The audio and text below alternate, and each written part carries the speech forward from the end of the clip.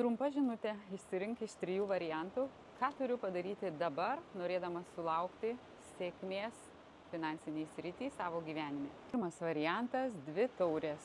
Finansinį augimą gali duoti tinkami žmonės. Sėkmė ateis iš bendradarbiavimo ir strateginių tam tikrų susitarimų su partneriu. Antras variantas – 4 lazdos. Jūsų finansai padidės, kai švęsit mažas pergalės ir kursit pagrindą ateičiai. Investuokit ilgalaikius projektus, nekilnojamą turtą ir šeimos verslą. Ir trečias variantas – pasaulis. Norėdami padidinti finansinį srautą, žiūrėkite plačiau, ieškokite tarptautinių ryšių ir galimybės plėtoti savo verslą.